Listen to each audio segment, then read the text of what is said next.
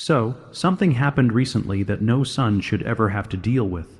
A fake HOA crew tried to intimidate my 93-year-old mother, and when I stepped in, they tried to seize her ranch.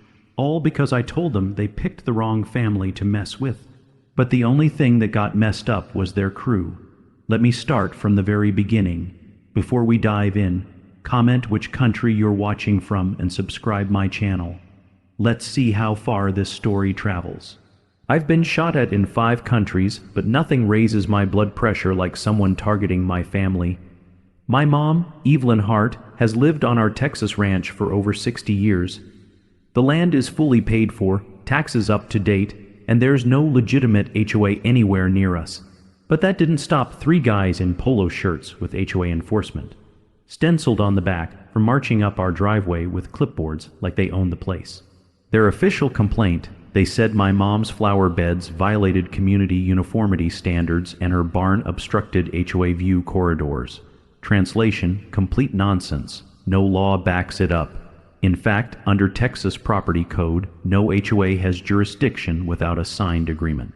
And trespassing on private land is a criminal offense. When I told them to leave, one of them, a stocky guy with wraparound shades, smirked and said, "We can do this the easy way or the hard way." That was the moment my instincts flipped from polite to protective. Years as a Navy SEAL had taught me how to de-escalate, but also how to end a threat if needed. I stepped forward, keeping my voice calm but firm. "The hard way, you're standing in it." They made the mistake of moving toward my mom. And that's when I moved first. The first guy lunged toward my mom like he was going to push past me. Bad choice. I caught his wrist, twisted, and used his own momentum to send him face first into the gravel. The second one, taller and wiry, tried to grab my shoulder from behind. I pivoted, swept his legs, and he hit the dirt with a thud that knocked the clipboard right out of his hands. The third one froze for a split second, then reached inside his polo like he was going for something. I closed the gap, hooked his arm, and pinned him against the barn wall before he could pull out the cheap folding knife he had hidden. "Let me guess," I said, holding him in place. "You're not here for flowers or barns, so why are you really here?" He spat out, "Your mom's sitting on prime development land. My boss wants it, and he doesn't take no for an answer." That was all I needed to hear. This wasn't some random nuisance. This was a targeted shakedown. They were pretending to be an HOA to scare my mom into giving up her property. That's extortion under Texas Penal Code, and combined with trespassing, it could carry serious prison time.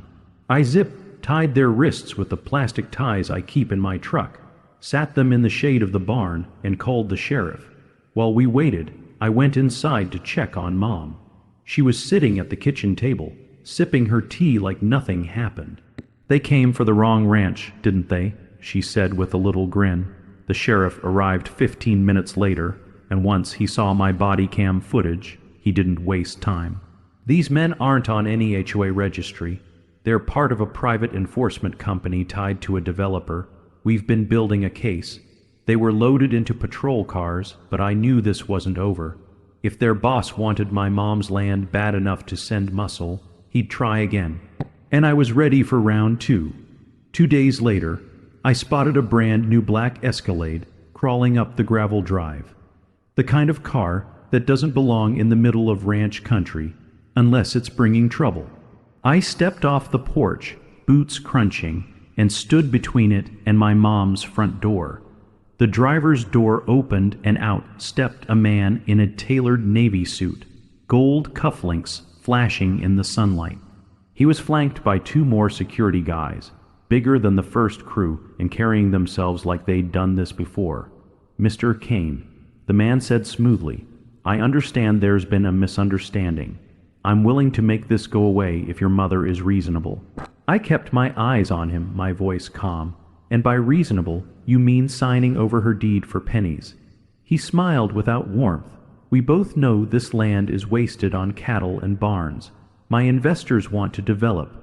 You can either take my offer now or deal with my men." His mistake was thinking I'd hesitate.